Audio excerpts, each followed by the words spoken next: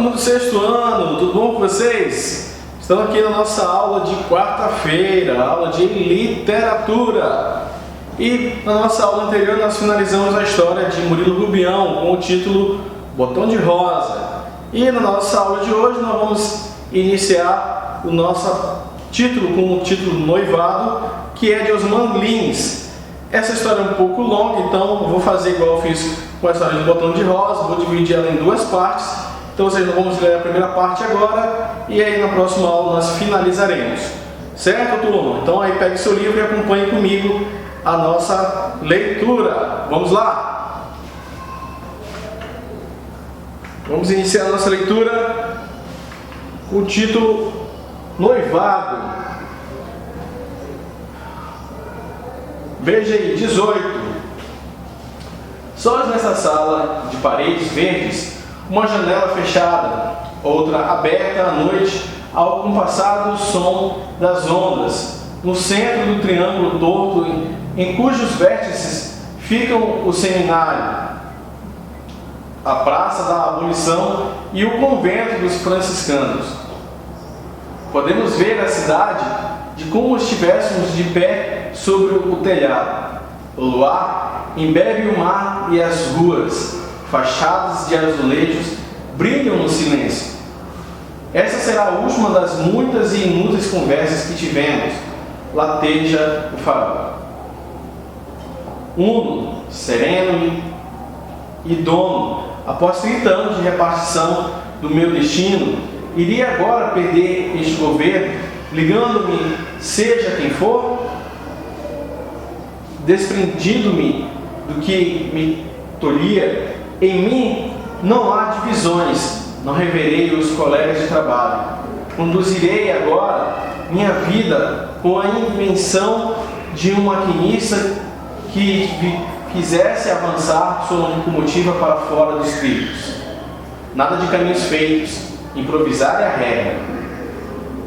Só uma coisa me preocupa, é de não conseguir esquecer os problemas com o envidraçamento da secretaria. Dividida entre as esperanças e o medo, enfim, me decidi. Duas palavras gastaram minha vida, amanhã e depois. Sim, é a última vez que nos falamos. Não suporto mais suas prorrogações. Quanto ao enxoval, continuará nas malas, nas gavetas, até que eu morra. Como o lamentarei, se mais inútil me foi a juventude? Não sei se já lhe disse tudo sobre os vidros. Muitos estavam partidos e a maioria apresentava manchas de unidade, umas redondas, outras oblongas ou em forma de estrelas, algumas bem grandes, com quase 2 palmos. Poucas janelas continuavam em ordem. Então o chefe me incumbiu de estudar o assunto e tomar as providências que fossem necessárias. Um ardil para assegurar-me. Eu estava há poucos meses da aposentadoria.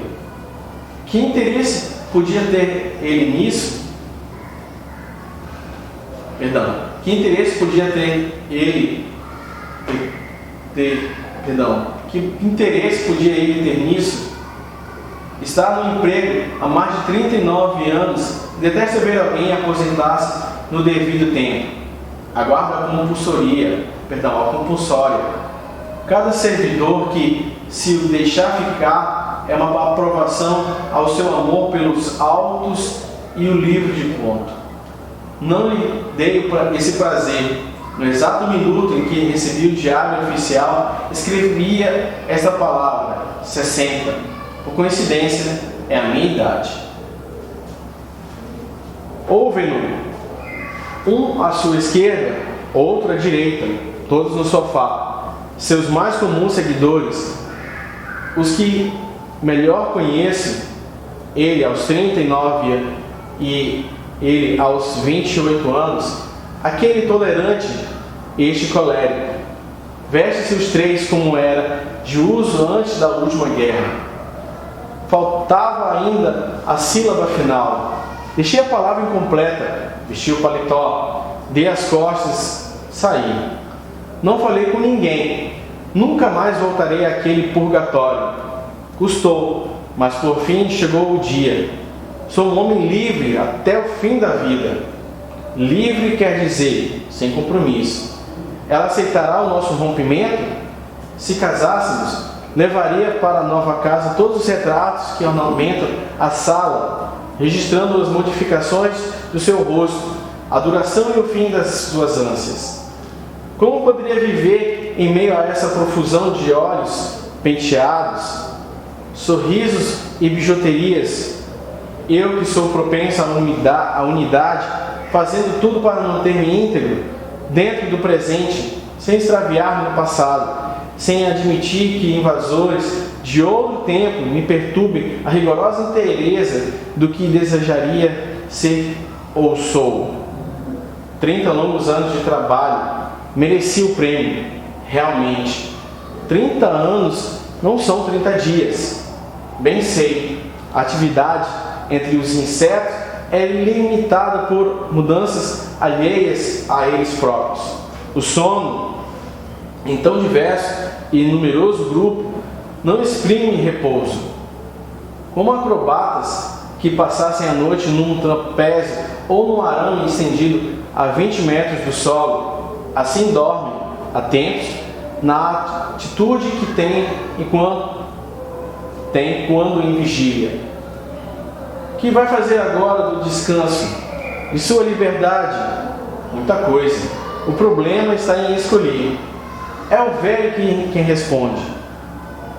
Os que ladeiam olham de suas idades remotas. Ouço, no jovem, um ranger de dobradiças, de rolimãs sobre o eixo não lubrificado. No outro, 39 anos, em algum impreciso recanto de seu corpo, uma roldana é acionada com insistência. Pesos em forma de cubo vão e vêm no escuro. Diz o moço, o mar está rugindo, a roldana irrompe os movimentos, continua avançando na praia dos milagres. Interfiro. Onde há um ano havia residências, hoje só restam alicerces e alguns tijolos soltos. Todos concordam, é mesmo. Volta o silêncio e os três me contemplam, de certo, sem ver-me aflitos com o estorvo de almas de serragem, de colheres dobradas, de facas cegas, com portas e alçapões. Uma noite foram 10 os que vieram, ocuparam o sofá, as escadeiras, o banco do piano, todos irados, numa agitada conversa a respeito de grade e portões. Infelizmente, são em geral esses três que me visitam. O de 60 anos faz-me lembrar um zoológico onde todos os bichos estivessem mortos e mesmo assim visitados. Mas em uma noite eu o vi aos de 17 anos. Encheu a sala de sons, contou a história da primeira mulher que se deitou, ouviu-me. Há mais de 4 anos aguardo seu retorno. Desejaria revê-lo, ardoso e sensível, talvez pouco reverso no seu rumor de símbolos e risos. Nem sequer acabei de escrever 60. Vesti o paletó e saí. Como quem vai tomar um copo de leite. Cheguei a deixar as gavetas abertas. Não havia repartição. Um só objeto meu. Gostaria de investigar até o fim do caso das vidraças. Mas, pelo menos dessa vez, agi com decisão. Levantei-me, afastei minha cadeira, fui embora. Quando atravessei o portão, era exatamente 9 horas e 52 minutos. É triste sair assim de um lugar. Não vejo porquê.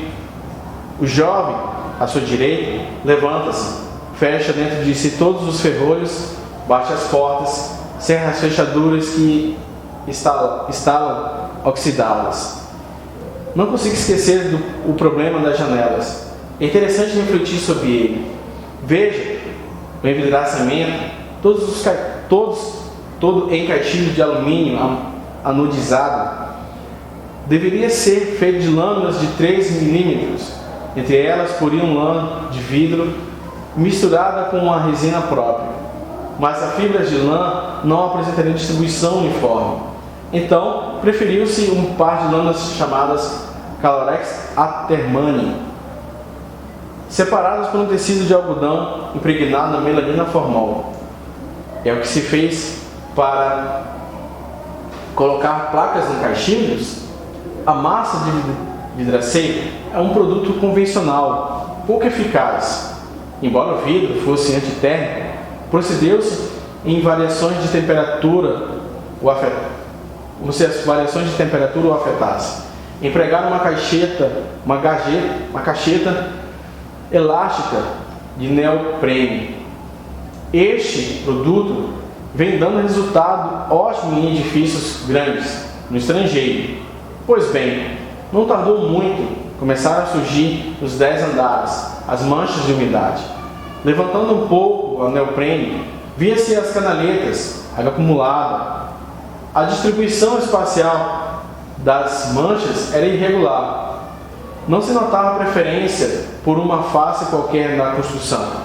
Mas, quanto aos vidros quebrados, quanto a estes, sim, havia preferência. Um ritmo. Que pista seguir para esclarecer o problema? Investigar aquilo fascinou-me. Em quase 30 anos, era a primeira tarefa mais ou menos viva que me chegava às mãos. Olhava o Calorex Atermani como se fossem bichos, vítimas de alguma epidemia, gatos ou cavalos de vida. Sabe o quanto detestava o chefe?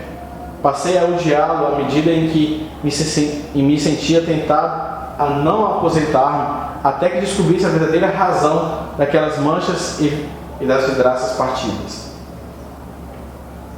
Olhe meus retratos nas paredes. O tempo rói e destrói a face das pessoas.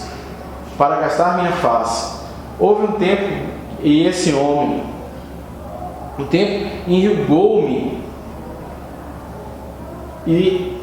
a fronte, e ele escavou minhas olheiras. O tempo arrancou meus dentes, ele entortou minha boca. O tempo aguçou meu perfil, ele gravou este ar de quem recua. Os dois juntos enchilaram minhas ocas profundezas, a ferrugem e o bolor. Você fala, Mendonça, como se tivesse amor por gatos ou cavalos, como se fosse capaz de dar um passo por qualquer coisa viva. Como não? Certa noite de calor, eu abro a janela do quarto, estendendo-me à cama. Entram mariposas e às vezes sucede de entrar no besouro. Não os mato, gosto de vê-los. Porque são feitos de arame, de mica, de aparas de cobre e tem olhos de vidro. Após 30 anos de trabalho, você não teve quem dar um abraço de despedida. E abraços por quê? Não eram meus amigos? Algum devia de ser? Nenhum era. Nenhum. À sua esquerda, a foi outra vez obscura, rodando, e a voz desse Mendonça grisalho aprova com firmeza. Fez muito bem. Era assim que eu imaginava encerrar minha carreira há 21 anos. Fez muito bem. Para que me despedir daqueles inúteis? As moscas, em grande número, aparecem às vezes imobilizadas, como se estivessem mortas, envolvidas em fina e alvacenta poeira. Pequenos cogumelos, ao passo que devoram os tecidos dos insetos. Semeiam seus esporos mortais. O mínimo golpe de ar ergue-os, transporta-os para as moscas ainda não contaminadas. Os cogumelos crescem, invadem-nas, roem seus tecidos, bebem com sede o líquido sanguíneo, multiplicam-se, destroem órgãos todos.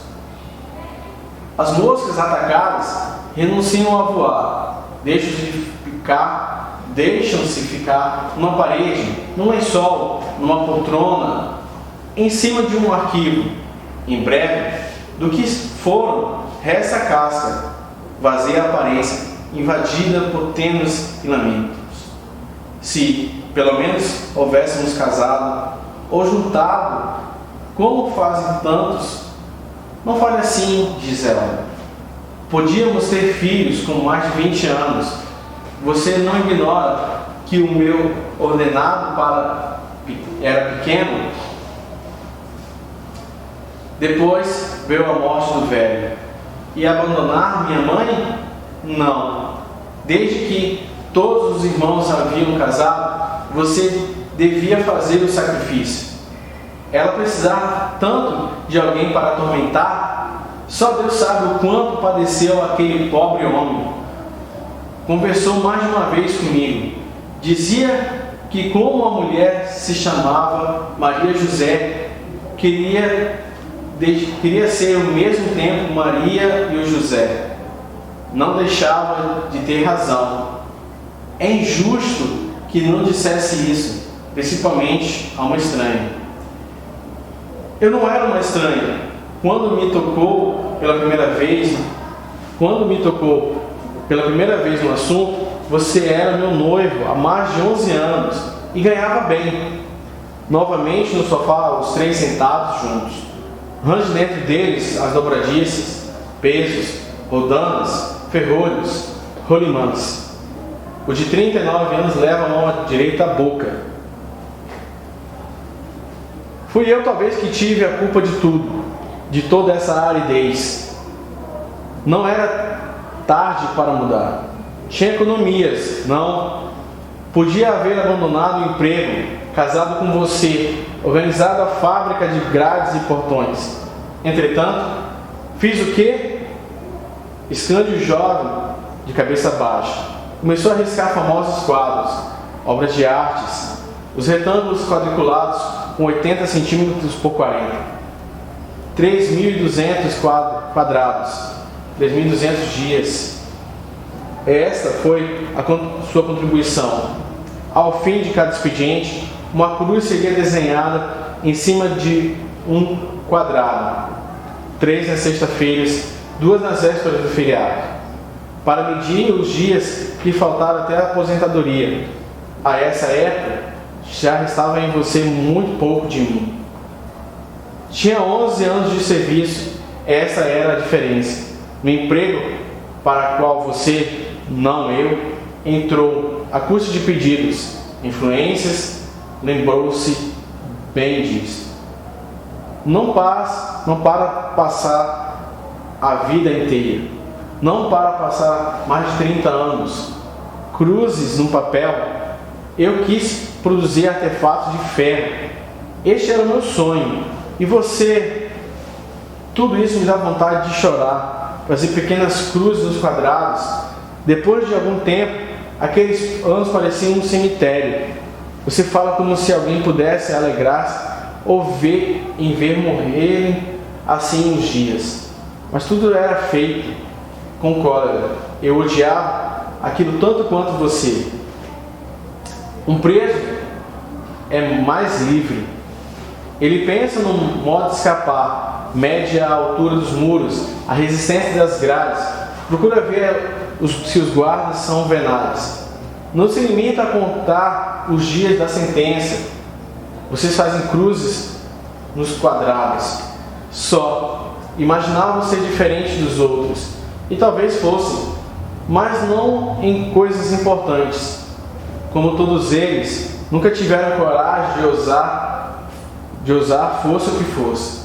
Tudo girava em torno de proventos, gratificação, adicional, honorários, extraordinários, prolabore, rendimentos, comissão, abono, vencimento, ordenado, remuneração, salário, recompensa em espécie, promoção, interstício e aposentadoria. Certos parasitas invadem os formigueiros, comem todas as larvas e nem os ovos escapam à sua fome.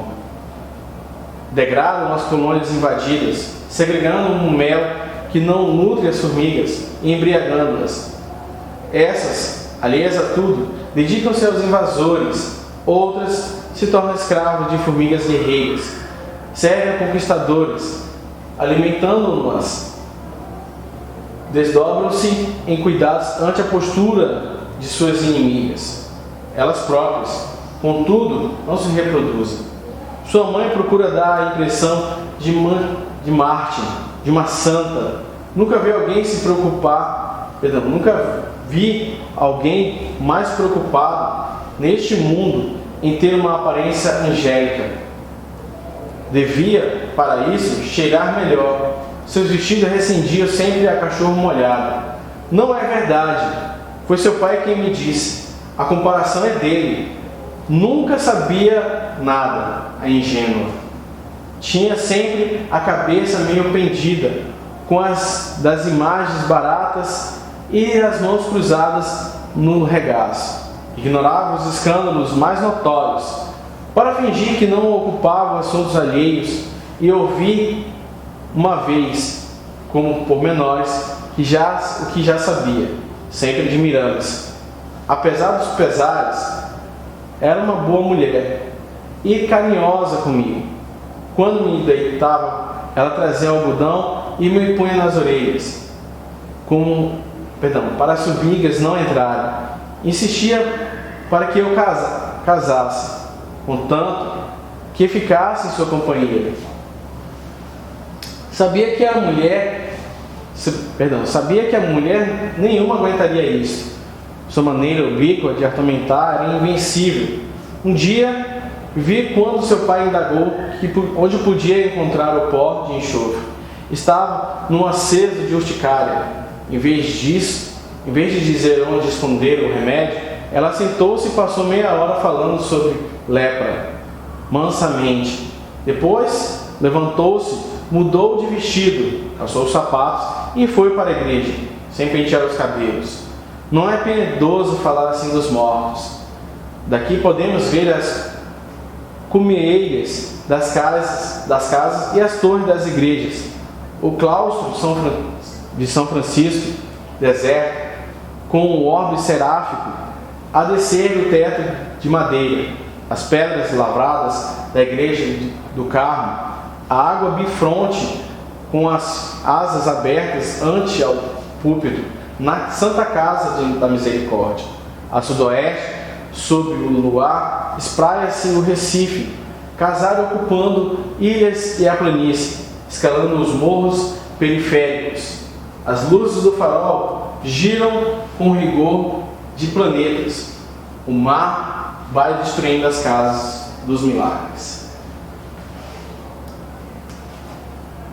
Bem, nós vimos até então como se fosse um homem que está ali contando, narrando uma parte da sua história. A princípio ele está ali dizendo sobre sua aposentadoria, que está prestes a acontecer.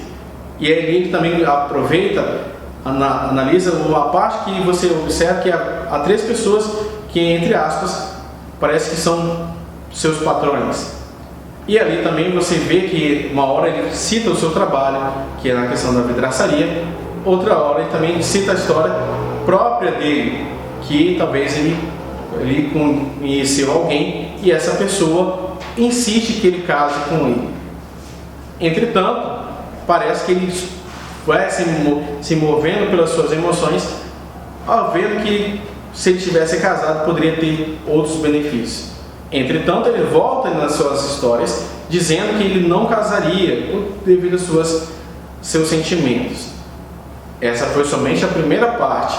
E aí na próxima aula nós vamos conhecer o que fim levou essa história, certo? Lembrando, noivado de Osman Lins.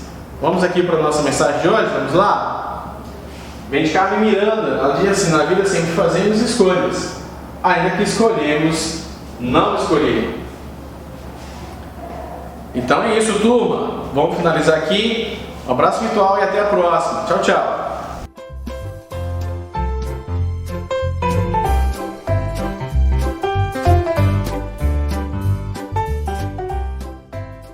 Olá, sexto ano, novamente aqui agora a nossa aula de História. Na nossa aula de História de hoje nós vamos fazer a correção de algumas atividades, tá bom? Vou falar apenas algumas atividades, a outras vou deixar para vocês, tá bom? Porque a gente vai comentar um pouquinho do assunto aí relacionado ao sistema feudal, a crise no sistema feudal, lá nas páginas 30 a 33 do livro de histórias de vocês, tá ok? Então, vamos lá para a nossa aula. Lá na página 18 do livro de vocês, ele vai perguntar o seguinte: é correto afirmar que as inovações técnicas desenvolvidas aí neste período diminuíram a importância econômica da posse de terra? Então, como é que caracteriza ele? Que não, pois as inovações elas aumentaram a produtividade da terra, tornando-as mais lucrativas do que antes. Vocês lembram que a gente falou que a questão do uso da terra ela se tornou mais rica do que a área comercial e só depois isso foi mudando? Então a resposta é não, certo? Na questão 2, além aí das práticas agrícolas, que outra atividade econômica ganhou destaque após o desenvolvimento dessas inovações? Então nós temos aí que as inovações agrícolas permitiram aos agricultores acumular excedentes e produtos os quais eram vendidos nas feiras. Por isso o comércio voltou a ser uma atividade econômica lucrativa. Então, com a ajuda desse setor aí, do setor primário, o setor terciário começou o seu crescimento, certo? Seguindo aí na página 28 do livro de vocês, né? O que ele vai tratar aí na página 28 do livro de vocês sobre esse sistema aí. Olha só, as pessoas que comprometiam a fazer parte das cruzadas tinham conhecimento de como seriam essas expedições. As conclusões apresentadas sobre as cruzadas são resultado de estudos feitos por meio de documentos que chegaram na atualidade, nas quais os relatos aí mostram pessoas que partiram dos seus locais de origem em barcos, cavalos ou a pé, acreditando que chegariam a Jerusalém. No caso, a libertação, né, da cidade novamente, a reabertura da cidade era o objetivo deles, tá bom? Na questão aí, seguindo a página 29, analise as informações a seguir e marque V para verdadeiro e F para falso. Então eu coloquei para vocês só a sequência aí. Verdadeiro, né, o aumento da produção agrícola foi importante fenômeno que ocorreu na Europa Ocidental aí a partir do século XV. Na letra B, falso, um dos motivos aí para o aumento da produção agrícola na Baixa Idade Média na Europa foi o incentivo econômico proporcionado aí pelos senhores feudais? Não, é falso, né?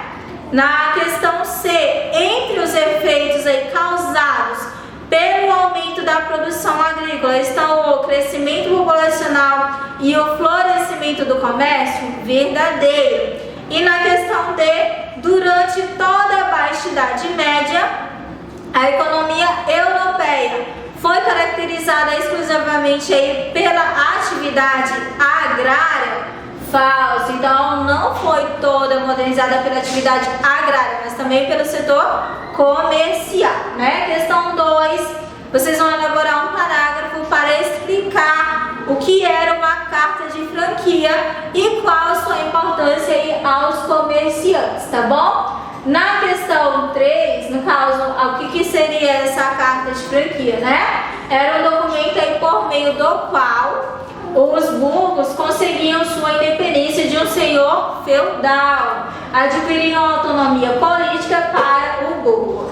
Na questão 3, sobre o crescimento urbano durante a Idade Média na Europa, explique aí como era vantajoso para comerciantes e camponeses viverem livre nos burgos. Então nós temos aí que os comerciantes eles podiam desenvolver seus negócios sem a intervenção ou limitações impostas pelos senhores feudais.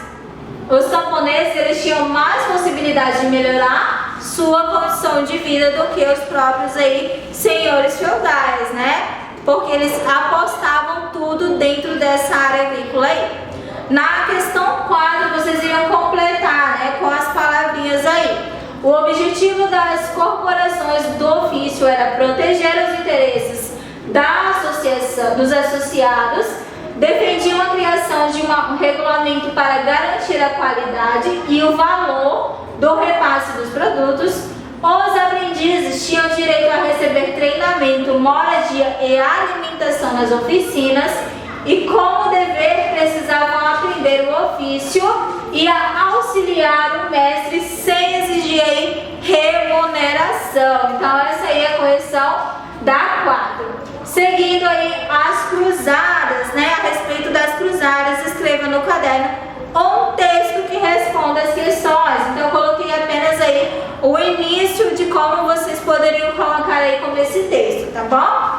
As cruzadas, elas foram expedições militares e religiosas que tinham como objetivo libertar Jerusalém do domínio muçulmano. Então as cruzadas, elas conseguiam mobilizar praticamente todas as camadas da sociedade feudal, pois cada uma tinha um interesse diferente do empreendimento. E como a gente viu, as cruzadas não foi um meio muito fácil, já que eles acabaram colocando os interesses comerciais, financeiros acima dos interesses religiosos, né? Foram a questão aí que nós vimos, tá bom? Relembrando aí o nosso conteúdo sobre o renascimento comercial e urbano, retratamos aí sobre a sociedade feudal, retratamos um pouquinho sobre as cruzadas, o que foram as cruzadas, como foram trabalhadas aí as cruzadas, né? A partir da 4ª cruzada, olha, aquilo que a professora falou, os interesses comerciais foram colocados acima dos interesses religiosos. Então essa expedição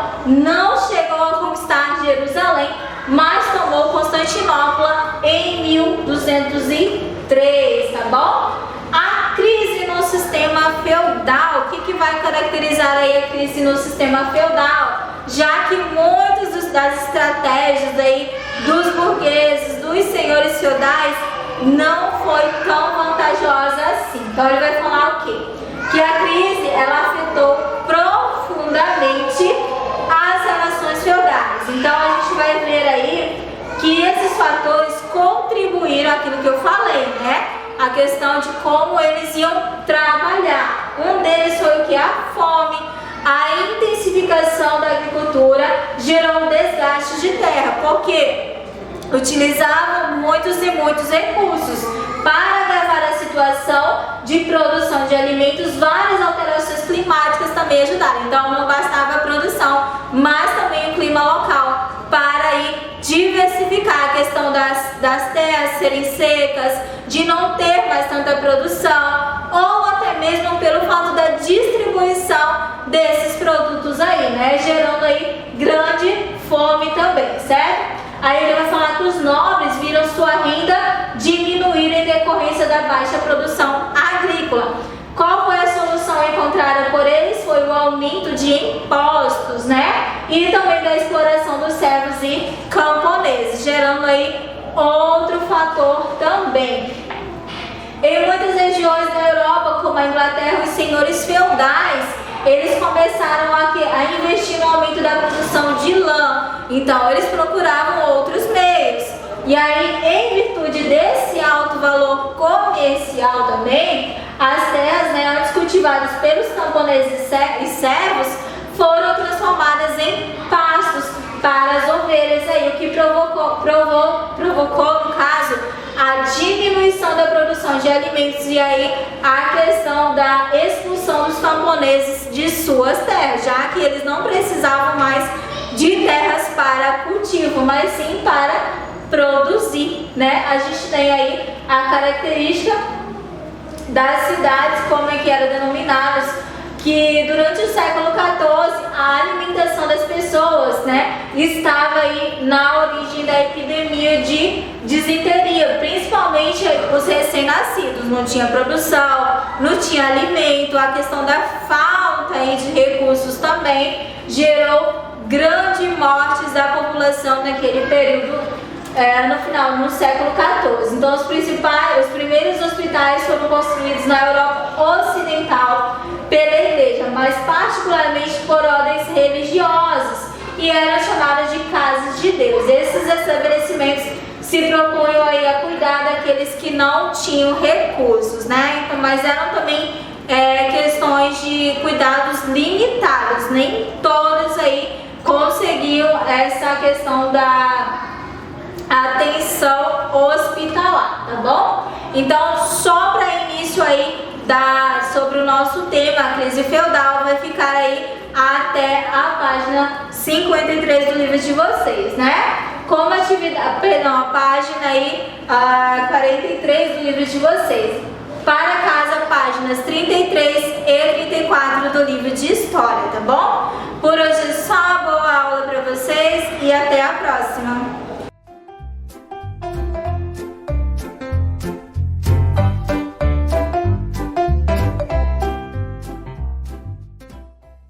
Olá, sexto ano, muito bem-vindo à nossa aula de Geografia.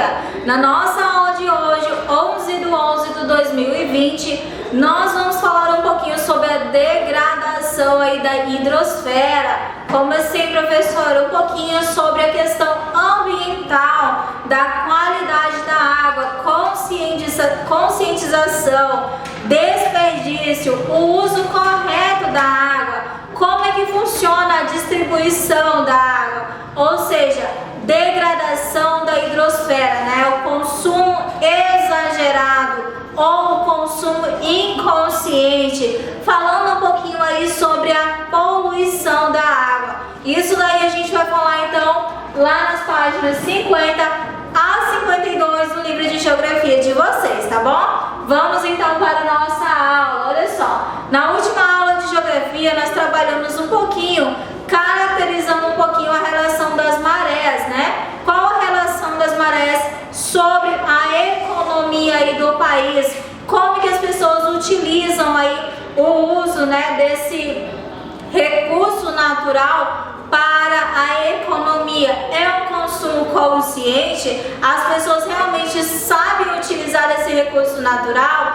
Nós falamos um pouquinho também sobre a consequência, né? Porque não é só o ser humano que agride o meio ambiente, a gente sabe disso, já estudou isso.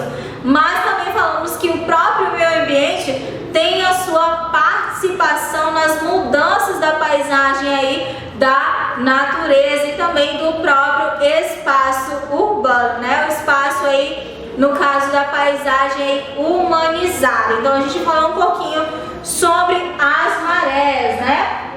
Aí a gente tem um exemplo aí que vocês viram na última aula de Geografia. A gente falou um pouquinho sobre o Sol, que ele vai exercer também a grande influência.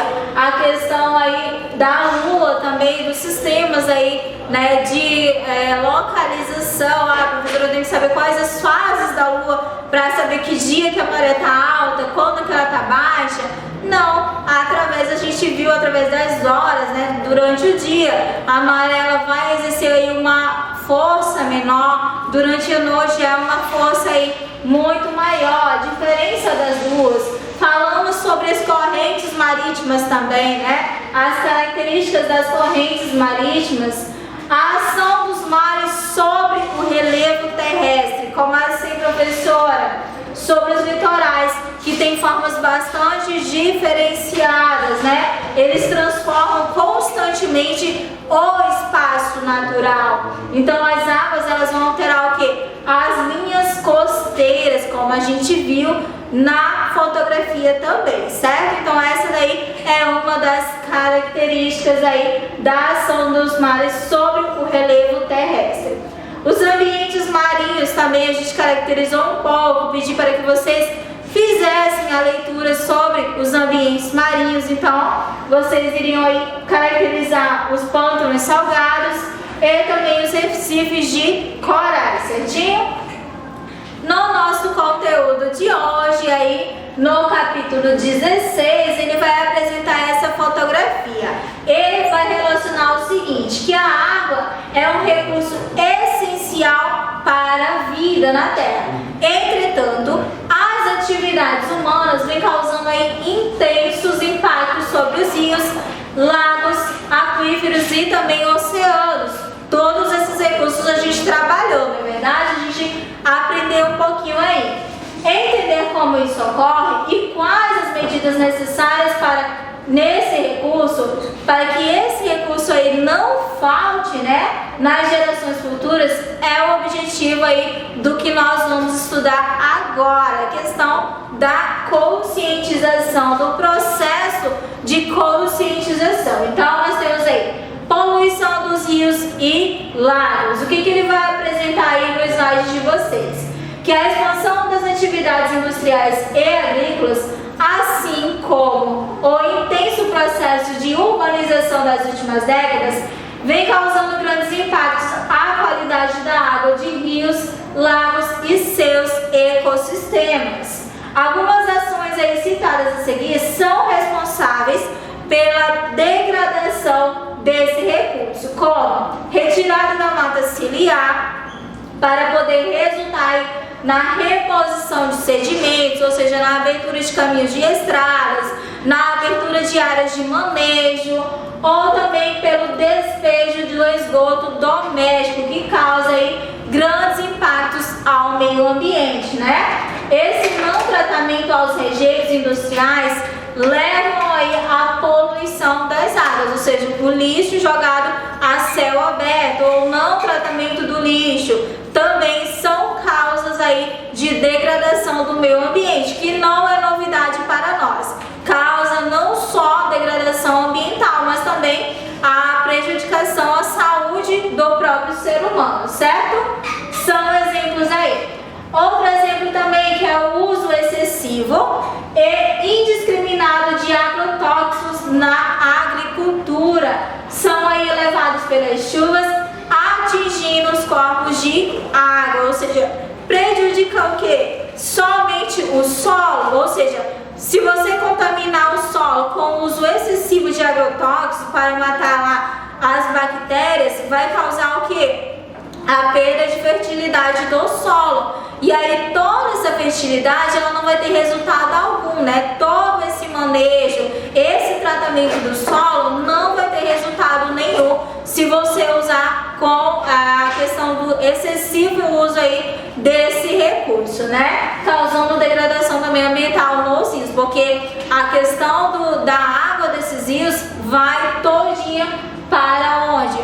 Para todo o leito, ou seja, prejudicando todas as áreas ambientais. Outro exemplo também é a canalização ou aí a retificação dos rios sem o devido planejamento, o que reduz a sua capacidade de reter a água das chuvas, aproveitando o risco de inundações, ou seja, tem um córrego, esse córrego, ele não tem nenhum tratamento, ele não tem nenhum tipo de canalização, vai acontecer o quê? As enchentes, ou quando chove, você vê muitas áreas alagadas, principalmente nas áreas urbanas, e aí a falta desse tratamento, desse planejamento também causa aí a questão dos problemas ambientais, a perda da própria vegetação. Ah, professora, mas tudo isso que a senhora falou está relacionado ao manejo da ação humana. Sim, a gente está falando sobre